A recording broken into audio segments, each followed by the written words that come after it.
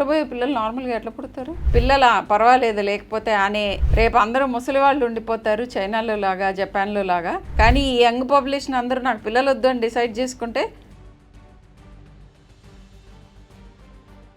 Hello and welcome to Telugu one health. This is me Kaveri Shetty. April 2 world autism day.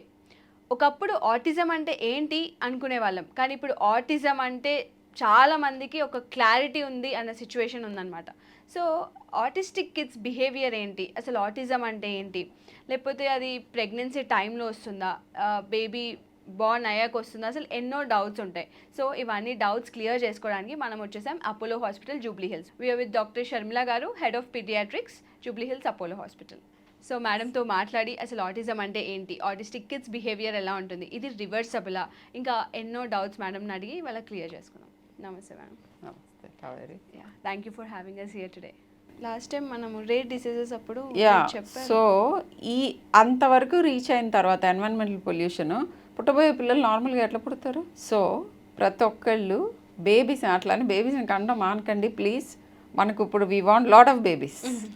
Okay, so ఇప్పుడు ప్రపంచం మొత్తం, India included, ఒకప్పుడు అమ్మో అసలు పిల్లల పర్వాలేదు లేకపోతే అనే లీడర్స్ దగ్గర నుంచి డెమోగ్రఫిక్ చేంజ్ ఏమవుతుందంటే రేపు అందరూ ముసలి వాళ్ళు ఉండిపోతారు చైనాలో లాగా జపాన్లో లాగా.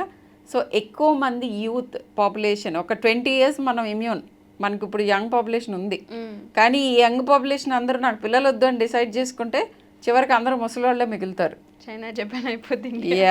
సో మనం వాళ్ళ దగ్గర నుంచి ముందే నేర్చుకుని we should have more babies, we want more babies. మాకు ప్రాక్టీస్ ఎక్కువ అవుతుందని కాదు, our country needs people who can work. So అయితే నేను చెప్పబోయే విషయాలకి భయపడాల్సిన అవసరం లేదు, కానీ మీరు ప్రిపరేషన్ ఎప్పుడు చేయాలనేది చెప్తున్నాను. అంటే even before you become you want to have a kid, please take care of your health. Right from birth health is important. ఇలా చేయటం వలన పుట్టబోయే బిడ్డ.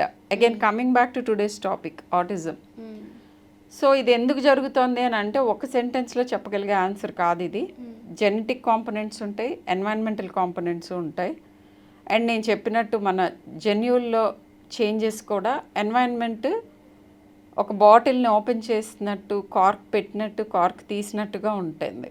ఏంటంటే జీన్స్ మనకి పుట్టుకతో మనకున్న జెనెటిక్స్ అన్నీ ఎక్స్ప్రెస్ అవ్వవు. కొన్ని మనకి ఎన్వైరన్మెంట్ నుంచి వచ్చిన థ్రెట్ మూలన ఓపెన్ అప్ అవుతాయి బ్యాడ్ జీన్స్. సో ఎన్వైరన్మెంట్ కూడా మనము మంచి ఎన్వైరన్మెంట్ ప్రొవైడ్ చేసుకుంటూ వెళ్తే కొన్ని ప్రాబ్లమ్స్ రావు. ఆటిజం రిలేషన్లో ఇది చెప్పాలి అని అంటే, స్క్రీన్ ఎక్కువగా చూస్తా అంటే ఆటిస్టిక్ అవుతున్నారు, ఇది చాలామంది ఉంటారు. Yes, it is true. So అది ఎందుకు జరుగుతుంది? ఈ అన్క్యాపింగ్ ఆఫ్ ద జీన్స్ జరుగుతున్నాయి. కొంతమంది పుట్టుకతోనే డెవలప్మెంటల్ డిజబిలిటీస్, అంటే వాళ్ళ మైల్ స్టోన్స్, నడవటం, కూర్చోవటం, ఇంటరాక్ట్ అవటం, మనుషుల్ని గమనించుకోవటం, మనుషులతో మాట్లాడటం, ఇంటరాక్ట్ అవటం, మనతో పిల్లలు ఇంటరాక్షన్. ఇప్పుడు ఎర్లియస్ట్ ఎప్పుడు కనుక్కోవచ్చు ఆటిజం అని అడుగుతారు చాలామంది. 7-8 monthsకే ఆటిస్టిక్ ఫీచర్స్ వైపు నడుస్తున్న పిల్లల్ని పట్టుకోవచ్చు. ఇన్ఫ్యాక్ట్ మేము అలాంటి వాళ్ళని పట్టుకుని కొంతమందిని ఎర్లీగా పేరెంట్స్ని అలర్ట్ చేసి 6 to 8 months లోపు భయంకరంగా స్క్రీన్ చూపిస్తున్నారు ఆ బేబీకి. ఇమ్మీడియట్గా 0 screen చేసి stimulatory stimulation, environmental stimulation and care increase చేయగానే ఆ పాప by 15 to 16 months, normal 15-month old కంటే ఎక్కువ మాట్లాడటం మొదలుపెట్టింది. 8 monthsకి that baby was not interacting at all. She was in her own world. 8 month olds ఏం ఇంటరాక్ట్ అవుతారో అనుకోవచ్చు మీరు. అందరు ఇంటరాక్ట్ అవుతారు. మనం పిలిస్తే నేమ్కి ఇంటరాక్ట్ అవటం, అసలు మనిషి కనిపించగానే ఇలా మీదకు దూకుతూ ఉంటారు. ఇప్పుడు బేబీస్ చాలామంది అది చేయట్లా. Very true. ఎందుకు చేయట్లేదంటే మన వైపు కూడా తప్పు ఉంది. పాలు ఇచ్చే దగ్గర నుంచి వాళ్ళకి ఫుడ్ పెట్టే వరకు తల్లిదండ్రులు వాళ్ళ కళ్ళల్లోకి చూస్తున్నారా, వాళ్ళ వైపు చూస్తూ పెడుతున్నారా ఫుడ్ పెట్టేటప్పుడు మాటలు చెప్తున్నారా, లేకపోతే వాళ్ళు ఫోన్లు చూసుకుంటూ వీళ్ళకి ఇట్లా పెడుతున్నారా, ల్యాప్టాప్ మీద కొట్టుకుంటూ బేబీ ఇక్కడ ఉంటుంది అటు చూస్తూ మాట్లాడుతూ ఉంటారు వాళ్ళు. నువ్వే ఐ కాంటాక్ట్ ఇవ్వట్లేదు. Where is the model for the child? Just before I walked into this room when you were waiting for this shoot, the last patient I saw is a child who came from US. Okay. Autistic child. So Indian ఆరిజినా లేకపోతే Indian ఆరిజినే. వాళ్ళకి అనుమానం డిఫరెంట్గా behave చేస్తుందని చెప్పి autism diagnosis. So autism ఉంది. Yeah. Okay. So the best thing is that చాలామంది నేను అబ్రాడ్ నుంచి వచ్చిన పిల్లలు ఇండియన్ కిడ్స్ని చాలా ఎర్లీగా డయాగ్నోస్ చేసిన వాళ్ళు కొంతమంది ఉన్నారు. సో ఈ స్టోరీస్ నేను చాలాసార్లు చెప్పాను, మళ్ళీ అవే చెప్పాల్సి వస్తుంది సాడ్లీ. కెనడా అండ్ యుఎస్లో నుంచి నాకు కొన్నిసార్లు ఆన్లైన్ కన్సల్ట్స్లో చూశాను పిల్లల్ని. చూసి ప్లీజ్ మీరు ఇమ్మీడియట్గా whenever you can get the child over please come down అని చెప్పాను. Why is it so? అమెరికాలో, సింగపూర్లో, కెనడాలో, వేరే ఆస్ట్రేలియాలో, యూకేలో ఇక్కడ ఆటిజం అవేర్నెస్ మనకంటే ఎక్కువ ఉండాలి.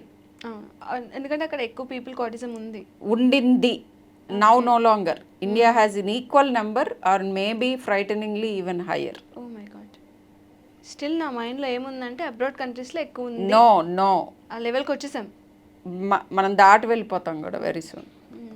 సో అక్కడ నేను చూసిన వాళ్ళని తీసుకురమ్మని డయాగ్నోసిస్ అక్కడ ఇన్ఫ్యాక్ట్ వాళ్ళకి డయాగ్నోసిస్ డిలే అవుతుంది. ఎందుకు అవుతుందంటే రీహాబిలిటేటరీ సర్వీసెస్ అక్కడ అన్ని రెస్ట్రిక్టెడ్గా ఉంటాయి. యూకేలో it is a government free provision of health. I don't know whether I can talk this on YouTube or not, but it is in shambles. Yes ma'am. వాళ్ళ health system. True. యుఎస్లో again it's insurance driven. I won't talk too much about it because I think I'm not supposed to. But I can talk about India. And it is a safe haven ఇంకా కూడా. Like many other things. ఇప్పుడు I'll just go back to the war that we are going through. ఇప్పుడు probably the safest place, the most stable place, the most friendly place and world అంతా what do we do now and kind of చూసేది how to do balanced life అనేది మన వైపు చూస్తున్నారు. That is the ఎక్కడైతే ancient civilisations ఉంటాయో చాలా మనకి విజ్డమ్ ఉంటుంది. దాన్ని మర్చిపోయి వెంపర్లాడుకుంటూ పరిగెడతాం వేరే వైపు. బట్ చివరికి దాని మూలానే మనం అందరం నుంచోగలుగుతాం. So again it is the same. నేను ఇదివరకు పురాణ కాలాల్లో చెప్పేవారని అన్నాను. ఏం చెప్పేవాళ్ళు? కడుపుతో ఉన్నామని జాగ్రత్తగా చూసుకోమనేవారు. మనకి ఎప్పుడైనా చెప్పారు maternal health is extremely important అని. ఇప్పుడు దాన్ని మిస్యూజ్ చేసుకుంటున్నారు.